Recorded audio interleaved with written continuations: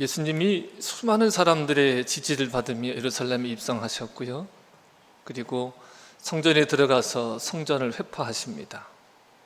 유월절 절기를 못하게 하셔요. 그리고 성전에서 사람들에게 복음을 전합니다. 그러자 유대 당국자들을 입장에서는 이제 위기감이 커졌습니다. 이제 그동안 자신들이 누려왔던 그 기득권들을 잊어버릴까봐 노심초사했습니다. 유대 사이의 종교, 정치, 경제에 영향을 끼치는 대표적인 집단이 대제사장, 지난주에 예수님을 찾아왔던 대제사장, 그리고 장로, 서기관, 그리고 오늘 말씀에 나오는 바리새인과 또 헤롯 땅, 그리고 이제 다음 주에 볼 사두개인, 이런 무리들이 대표적인 그 기득권층입니다. 그런데 이들은요, 서로 대립 관계에 있었고 또 경쟁 관계에 있었습니다. 그런데 그러면서도 또 이익을 위해서는 공생하고 있습니다. 그러니까 이들은 서로 종교적인 관점도 다르고 또 세상 권세와 정치에 대한 입장도 굉장히 달랐습니다. 그런데 예수님을 제거하는 일에는 한편이 되어져요.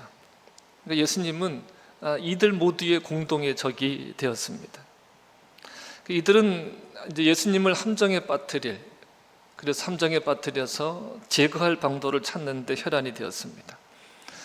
그러니까 지난주에 본 말씀에서는 대제장과 장로들과 서기관들이 찾아와서 예수님에게 권위에 대한 질문을 던져서 예수님을 올가매리했지만 예수님이 지혜롭게 그들의 올무에 걸리지 않으셨습니다.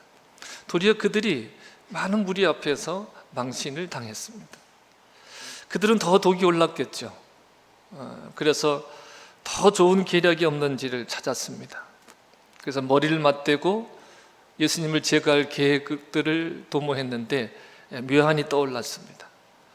그들이 헤롯 땅을 찾아갔어요. 나중에 말씀을 드리겠지만 이들과 지금 대제사장, 장로들, 서기관들, 이들과는 너무나 다른 사람들이었, 너무나 다른 집단이었습니다. 그런데 그들을 찾아갑니다. 이게 어떤 그 거래가 오갔을 수도 있어요. 그런데 그거보다는 이해관계가 맞았던 것 같아요. 자기들의 기득권을 지키고자 하는 그런 이해관계가 맞아서 예수님을 제거하는 데 합의를 합니다. 그래서 예수님을 올가 넣을 계획을 짜죠. 대제사장들과 장로들과 서기관들이 바리새인과 헤롯 땅 중에서 몇 사람을 예수님께 보내요. 그들이 예수님께 다가와서 우선 칭찬을 늘어놓습니다. 16절에 보시면 자기 제자들을 헤롯 당원들과 함께 예수께 보내어 말하되 선생님, 우리가 아노니 당신은 참되시고 진리로 하나님의 도를 가르치시며 아무도 거리끼는 일이 없으시니 이는 사람을 외모로 보지 아니하심이니이다, 이렇게 말합니다. 우리가 이것을 가모니설이라 하죠. 이게 속으로는 다른 뜻이 있으면서 겉으로만 이렇게 사탕발림을 합니다. 그러니까 당신은 진실만을 말하는 분이고 또 누구의 눈치도 보지 않으시는 분 아닙니까? 그러니까 우리가 지금 묻는 질문에 솔직하게 한번 말해주세요. 그러니까 당신은 솔직하게 말하십시오. 그러니까 질문을 회피하지 말고 답변을 하라는 사실상 압력인 거죠.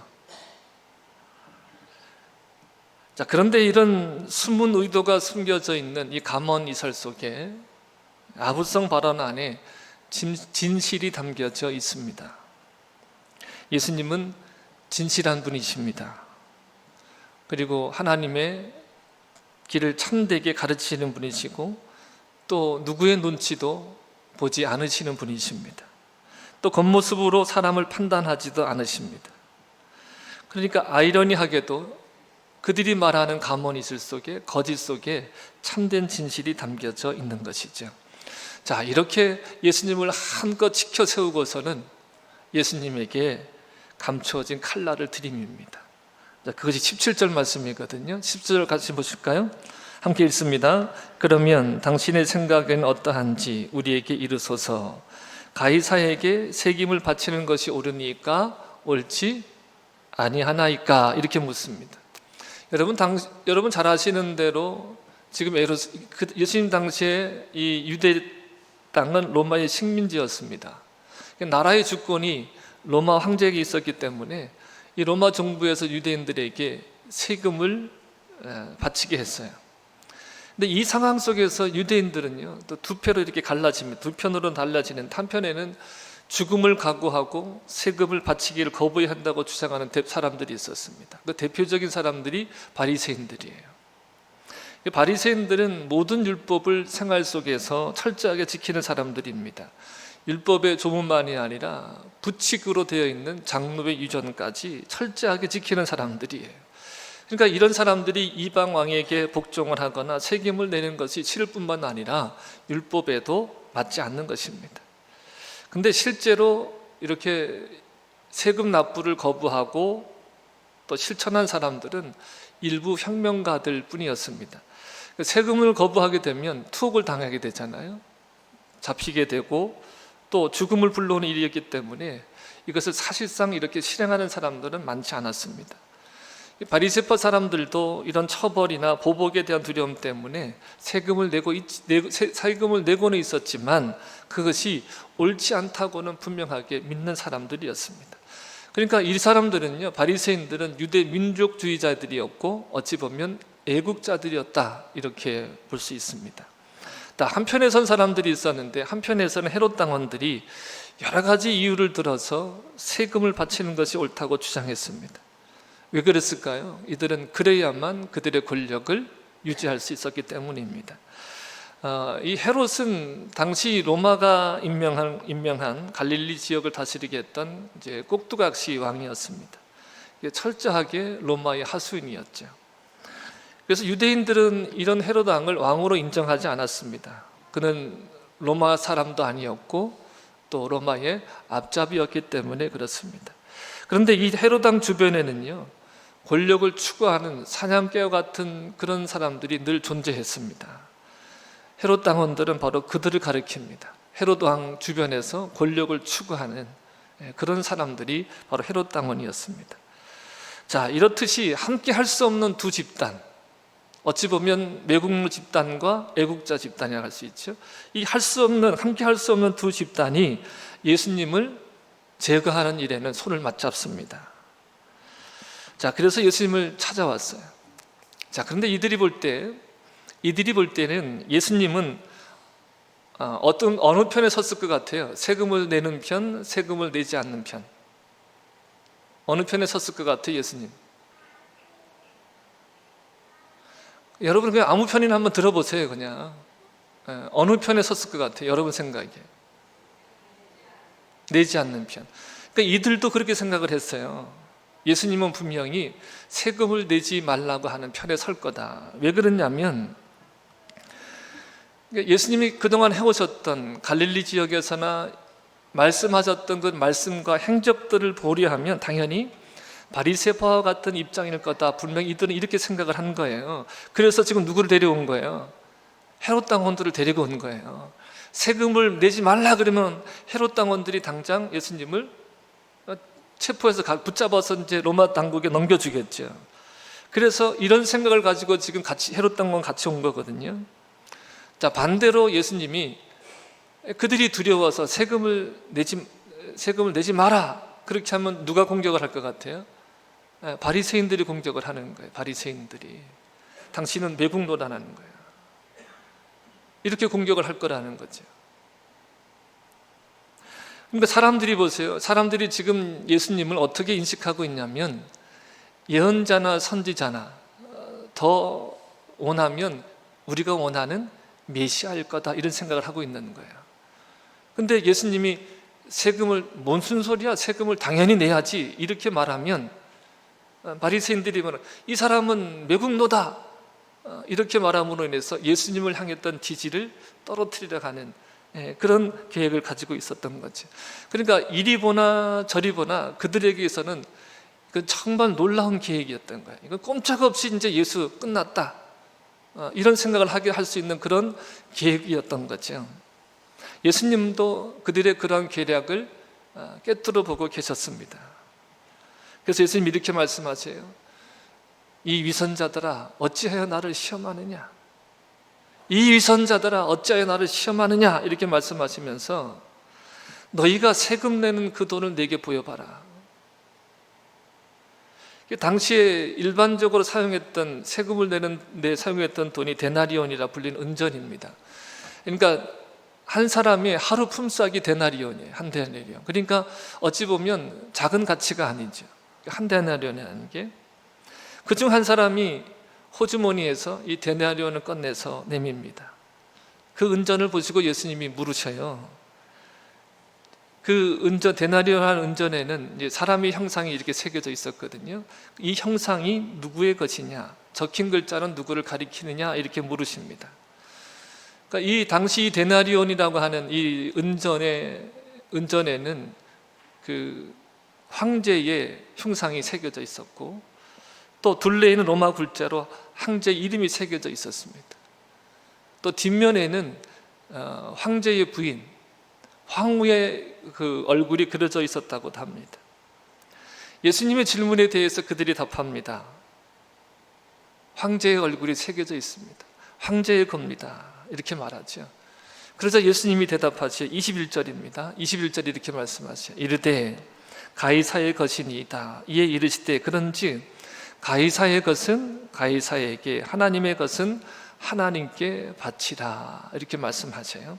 자, 그러면 21절을 봅니다. 21절에 그들의 반응이 나옵니다. 그들이 이 말을 듣고 놀랍게 여겨 예수를 떠나갔더라. 그들이 왜 놀란 거예요? 탐복한 거예요. 그들의 계획은 뭐예요? 끝났다. 예술이 끝났다. 이것에서 벗어날 수 없다. 이렇게 생각을 한 거예요. 이번 한정에는 예수님이 절대 빠져나갈 수 없다라고 생각을 했는데 그들로서는 상상하지도 못하는 대답을 주셨기 때문입니다. 자, 여러분, 이 대답의 의미는 사실 이중적인 의미가 있어요. 안팎의 뜻이 다릅니다. 자, 황제의 것은 황제에게 돌려주라고 했으니까 헤롯 당원들은 트집을 잡을 수가 없어요. 하지만 예수님이 하나님 것은 하나님께 돌려라 그래서 이 말씀을 덧붙였으니까 이 말씀 때문에 바리새파 사람들도 트집을 잡을 수 없게 되었습니다. 그러니까 우리 입장에서 보면 이렇게 이해하는 거죠. 국가에 세금을 낼 것은 내고 교회에 헌금할 것은 헌금해라, 이렇게 정리할 수 있지만 이것은 표면적으로 드러난 의미입니다. 이 말씀에는 표면적으로 드러나지 않는 이면적인 중요한 의미가 더 숨겨져 있습니다. 가이사의 것은 가이사에게 바치라고 하신 것은 예수님이 이 황제의 통치 영역을 인정하신 겁니다. 여러분, 이 세상 권세에 대한 성경의 입장을 좀 보도록 할게요. 로마서 13장 1절과 7절입니다. 함께 읽어보겠습니다. 각 사람은 위에 있는 권세들에게 복종하라. 권세는 하나님으로부터 나지 아니함이 없나니 모든 권세는 다 하나님께서 정하신 바라. 그러므로 권세를 거스르는 자는 하나님의 명을 거스림이니 거스리는 자들은 심판을 자취하리라. 다스리는 자들은 선한 일에 대하여 두려움이 되지 않고 악한 일에 대하여 되나니 내가 권세를 두려워하지 아니하려느냐. 선을 행하라. 그리하면 그에게 칭찬을 받으리라. 그는 하나님의 사역자가 되어 내게 선을 베푸는 자니라. 그러나 내가 악을 행하거든 두려워하라. 그가 공연히 칼을 가지지 아니하였으니 곧 하나님의 사역자가 되어 악을 행하는 자에게 진노하심을 따라 부응하는 자니라. 자, 일단 여기까지 볼게요. 1절과 4절 보니까 1절부터 좀 띄워주세요. 뭐라고 말씀하세요? 각 사람은 위에 있는 권세들에게 복종하라 그랬습니다. 권세는 누구로부터 왔어요? 하나님께로부터 나고 모든 것을 하나님께서 정하신 것이기 때문에 그들이 권세로 다스리는 것은 그들의 부당한 권력을 마음대로 사용하라는 것이 아니라 선한 일을 상을 주고 악한 일을 벌을 주는 권세라는 거예요. 그래서 이 권세를 거스리는 자는 하나님의 명을 거스리는 것이기 때문에 심판을 자취한다, 이렇게 말씀하고 있습니다. 그러니까 다스리는 자들은 선한 일에 두려움이 되지 않고 악한 일에 두려움이 된다는 거예요. 여러분, 차를 타고 가요. 여러분 운전을 하고 가는데 교통 법규를 잘 지켜요. 그러면 경찰이 안 두렵습니까? 안 두렵습니까? 근데 운전을 하고 가는데 신호를 안 지켜요. 속도를 위반해요. 그러면 경찰이 두렵습니까? 두렵습니까? 왜 두려워요? 딱지가 끊기니까. 그러니까 그들이 공연히 이 말씀이 이런 의미예요. 그들이 공연히 어떤 교통 법규를 범칙금 스티커를 가지고 있는 것이 아니라 그들이 하나님의 사역자로 세워져 있다는 거예요. 이게 무슨 말씀인지 이해가 되세요? 그래서 이들의 권세는요, 선한 일에는 두렵지 않은 거예요. 근데 악한 일에는 두려운 거예요. 이것이 위에 있는 권세들이라는 거예요. 근데 이 권세를 이 권세도 누가 주셨다? 예, 하나님이 주셨다. 이렇게 말씀을 하고 있어요. 자, 5절 볼게요. 5절 말씀. 5절 읽어볼까? 시작. 그러므로 복종하지 아니할 수 없으니 진노 때문에 할 것이 아니라 양심을 따라 할 것이니라. 여러분, 복종하는 것은 사실 우리 마음이 어떤 마음이 커요? 교통법규를 지키는 건 어떤 마음이 커요? 뭐 때문에? 딱지 끊길까 봐, 벌금 물을까 봐 이런 마음이 크잖아요. 또 이렇게 말하면 나만 그런 것 같아요. 우리는 그런 마음도 사실 커요. 근데 그 진노 때문이 아니라 무엇 때문에 하라? 양심을 따라 해라. 양심을 따라 해라. 여러분, 법은 육신을 묶는 법이에요. 근데 양심은 법으로 묶을 수가 없어요. 그러므로 성도란 경찰의 눈만 피하는 것이 아닙니다. 요즘에 제가 제 아내한테 가끔 듣는 말이 뭐냐면, 여보, 운전하는 게 왠지 설교와 달라요. 그래서 제가 뜨끔해요. 이렇게 돌아보고서 저희도 묻기까지 하거든요. 없지. 근데 이거는 양심을 따라 하는 게 아니잖아요. 그래서 이 양심을 따라 하라 이렇게 말하는 거예요. 그러니까 교통경찰의 눈만 피하는 것이 아니라 양심을 보시는 누구 앞에? 하나님 앞에. 경찰은 속일 수 있어도 하나님을 속일 수 있겠습니까? 성도란 자기 몸을 영적 예배를 드리는 사람들이죠. 그러니까 무엇을 하든 예수님을 의식하고 사는 것이 성도입니다. 자, 6절과 7절 보겠습니다. 너희가 조세를 바치는 것도 이로 말미암음이라. 그들이 하나님의 일꾼이 되어 바로 이 일에 항상 힘쓰느리라. 7절.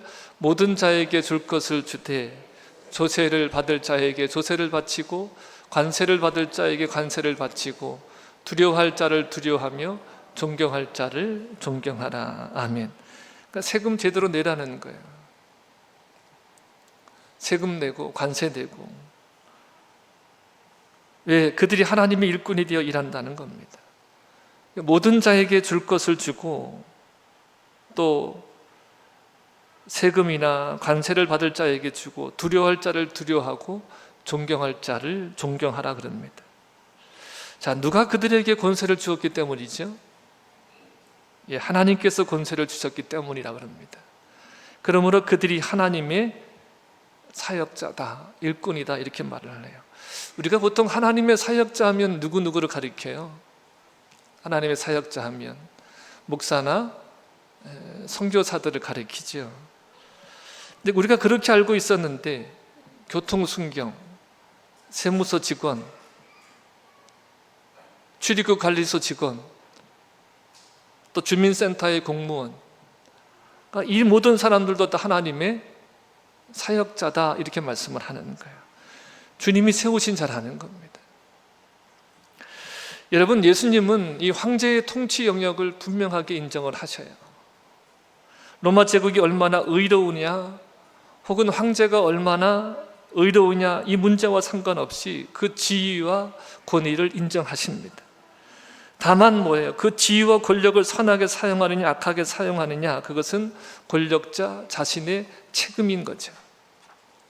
그래서 통치권 아래 사는 사람은 마땅히 짊어져야 할 의무를 감당해야 된다. 이것이 성경의 말씀이에요. 그러니까 세금을 바치면 하나님의 주권을 부정하는 것이고, 세금을 거부하면 하나님의 주권을 인정하는 것이라고 하는 이러한 이분법적인 사고를 주님께서는 부정하시는 거예요.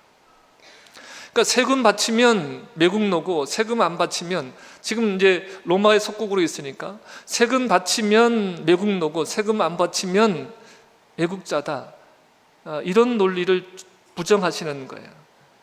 그래서 여러분, 가이사의 것 하나님의 것, 이것은 이렇게 분리할 수 있는 것이 아니라는 거예요. 다시 말하면 모든 것이 누구의 것이다? 하나님의 것이다. 가이사의 것도 누가 주신 거예요? 하나님이 주신 거다. 지금 이것을 말씀하는 거예요. 그러니까 지상의 황제가 아니라 그 위에 하나님이 계시다는 거예요. 이 지상의 나라가 전부가 아니라 영원한 하나님의 나라가 있다는 말씀인 거예요. 그러니까 황제에게 잠시 동안 권력이 주어지고 그 권력을 사용할 수 있는 여러 제도가 주어지지만 그것은 모두 하나님에게서 온 것입니다. 황제도 하나님에게서 온 것입니다. 그러니까 세상의 권세라고 하는 것이 그 권세가 최종적으로 누구에게 있는가를 알게 하시는 하나님의 도구라는 거예요. 여러분, 이 점을 여러분들이 기억하셨으면 좋겠어요. 세상의 권세는 최종적으로 그 권세가 누구에게 있는가를 알게 하시는 하나님의 도구라는 겁니다. 그래서 세상의 권세에 순종하라는 것은 그러한 권세를 누가 주었는가를 보라는 것입니다. 하나님께서 세상의 모든 사람을 다스리는 도구로 국가를 사용하십니다. 국가의 권력만 보게 되는 사람은 불신자예요. 성도는 국가를 다스리시는, 국가 위에 계시는 그 주님의 권세를 보아야 하는 것입니다. 여러분, 예수님은 인자됨을 인해서 심판의 권세가 예수님께 있습니다. 자기 양을 위해서 목숨을 스스로 버리시고 얻을 권세가 있습니다. 하늘과 땅의 모든 권세를 가지신 분이 예수님이십니다. 그러니까 성도에게는요, 이 세상의 권세조차 하나님의 아들 예수 그리스도의 권세를 증거하는 권세일 뿐이라는 것입니다. 그러니까 여러분, 성도는요, 세상의 권세이든 교회의 권세이든 가정에서든 회사에서든 범사에 예수 그리스도의 권세 아래 있다는 것을 인식하고 살아가는 것이 영적인 예배고 산 제사인 것입니다. 여러분, 하나님의 주권을 인정하는, 진실하게 인정하는 사람은 지상 권력이 짧은 한때이고 그 권력이라는 것이 제한적이라는 것이 그것을 인정하게 되어져 있습니다. 그러니까 세상의 권세는 일정한 한도가 있고 그 한도 이상을 넘어가지 못하는 거예요. 자신이 지상 권력에 바치는 충성 또한 일시적이고 제한적이라는 것을 압니다. 근데 하나님은 전적이고 영원한 충성의 대상이라는 것을 아는 사람이 하나님의 주권을 진실하게 인정하는 사람인 것이죠. 그렇기 때문에 세금을 거부하는 사람은 자동적으로 하나님의 주권을 인정하는 사람이라고 생각할 수 없는 것입니다. 결국은 뭐예요? 예수님은 그들의 질문에 엉뚱한 대답을 하고 계신 겁니다. 그런데 그것이 동문서답 같지만 우문현답이라는 것입니다. 여러분, 우리 모두는 최종적인 주권자인 하나님을 바라보며 살아야 한다는 사실을 말씀하고 있는 것입니다. 여러분, 그리스도인은요, 하나님의 나라 그리고 하나님의 주권 아래로 불러 모아진 사람들이에요. 애국자가 그리스도인은 아닙니다. 여러분, 우리가 이 점을 분명하게 분별하셔야 돼요. 애국자가 그리스도인은 아닙니다. 바리새인들이 민족주의자고 애국자처럼 보여지지만 그들이 바른 신앙인은 아닙니다.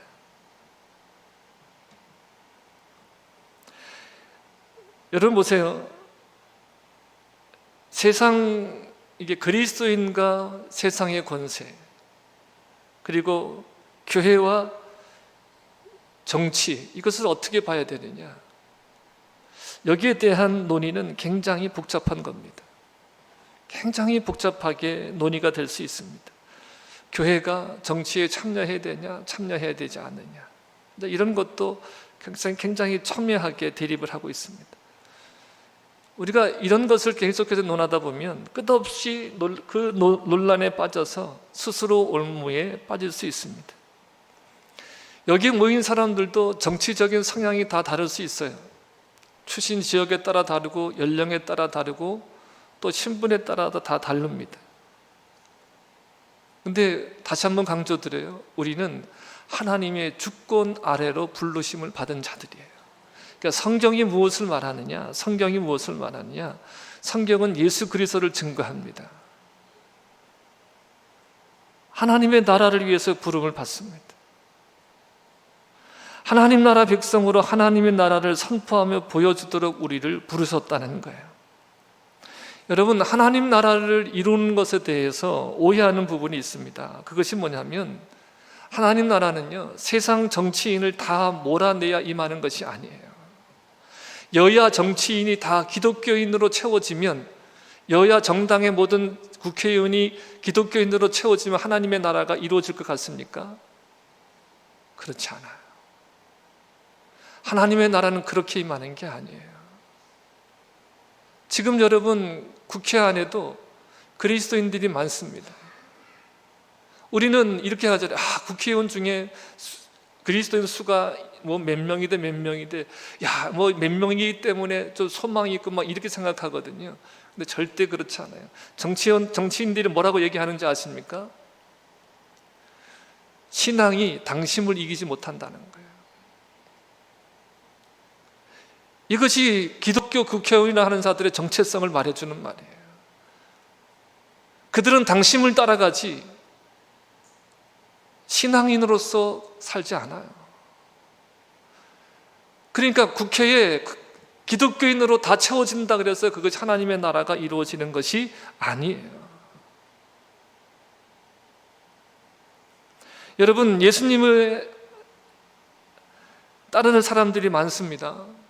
제가 이 예루살렘 입성 6월절에 대해서 말씀을 드리면서 여러분들이 이해하고 들으셔야 될 말씀이 있다 그랬는데, 그 중에 하나가 뭐냐면, 지금 예루살렘에 모여든 무리가 최소 100만에서 많게는 250만까지 된다 그랬습니다.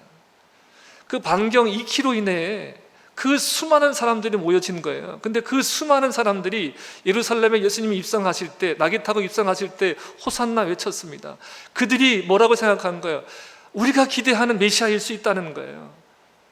예수님이 여러분 보세요. 홀로 성전에 들어가서 그 성전을 해파하셔요. 지금 6월절 행사, 이 기득권을 가진 사람들 입장에서는 가장 큰 행사예요. 그들의 어떤 존재의 이유, 존재의 목적이 여기 있다고 봐야 되는 거예요. 존재의 근거도. 근데 예수님이 그것을 막으시거든요. 그 행사를 못하게 하시는 거예요. 그러면 그들이 당장 예수님을 끌어다가 족칠 수 있고 당장 끌어다가 죽일 수 있잖아요. 근데 왜 못하고 있는 거예요 지금? 우리는 하나님이시기 때문에, 하나님의 권세이기 때문에 그러시다고 생각하지만 아니에요. 그들은 지금 무엇을 두려워하는 거예요? 예수님을 지지하고 있는 이 무리들이 두려운 거예요. 예수님 보세요. 이 무리들을 힘입으시는 분이 아니라 이 무리들을 이용하시는 거예요. 이게 하나님의 지혜인 거예요. 여러분 보세요. 이 수많은 무리들이 예수님을 따라요. 예수님이 내가 메시아다, 나를 따르라 그러면요 뒤엎어지는 거예요.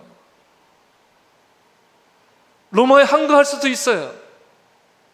그런데 예수님은 그렇게 하지 않으시는 거예요. 예수님이 이루시는 방법은, 하나님의 나라를 이루시는 방법은 그런 방법이 아니라는 거예요. 예수님이 그들을 데리고 정당을 만들고 정파를 만들고 조직을 만들어서 정계에 진출해서 하나님 나라 운동을 하지 않으셔요. 예수님은 어떻게 하십니까?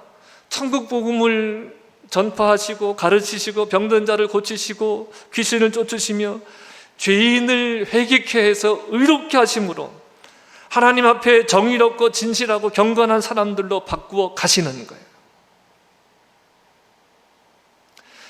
저는 여러분 이런 생각이 들 때가 있어요. 우리가 구호를 외치고 믿는 사람들이 구호를 외치고 어떤 정치적인 영향력을 가지려 하고 이런 것들이 사실은 어떤 두려움의 반론은 아닌가? 두려움을 나타내는 모습들이 아닌가? 정말 여러분 하나님의 주권을 믿으면, 하나님의 권세를 믿으면 하나님의 나라가 그 심령 속에 이루어진 사람은 그 나라를 살아갑니다. 여러분, 유대 땅이 지금 가이사의 나라가 되어 있어요. 군대가 주둔해 있고 그들의 법대로 살아야 됩니다. 그런데 그 가운데서도 하나님 나라 운동은 갈릴리와 이방과 유대와 사마리아 전역에 퍼지게 되고, 그리고 로마에까지 퍼지게 되고, 로마를 통해서 온 세상에 확산이 되어지는 것입니다.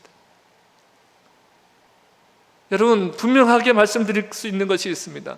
아무리 세상 나라가 견고해도 하나님 나라는 반드시 얼마든지 임한다는 것입니다. 그래서 예수님은 가이사의 것은 가이사에게, 하나님의 것은 하나님께 바치라고 한 거예요.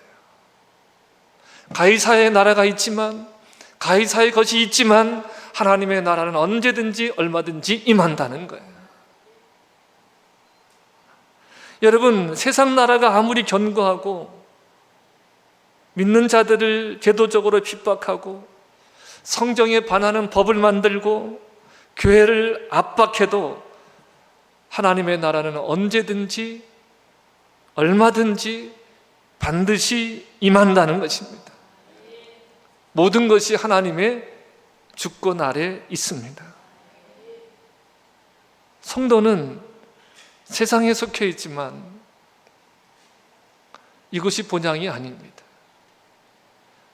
우리가 잠시 외국인으로, 여러분 이렇게 한번 생각을 해보세요. 우리가 미국에 갔어요. 그러면 대한민국 법으로 살아요? 법의 저촉을 받아요? 미국 법의 저촉을 받아요? 미국 갔다 오신 분 한번 얘기 좀 해보세요. 미국을 안 갔다 와가지고, 제가 태국은 가봤는데, 제가 태국을 갔더니 한국 법으로 저촉을 받는 게 아니라 태국 법의 저촉을 받더라고요. 그러니까 우리가 잠시 외국인으로 살지만 이 땅의 법을 우리가 준수해야 돼요.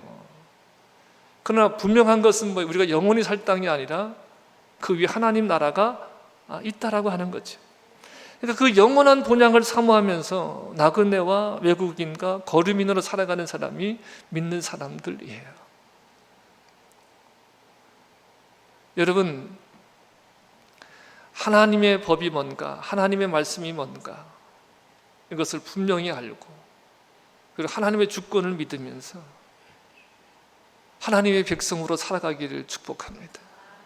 하나님의 백성.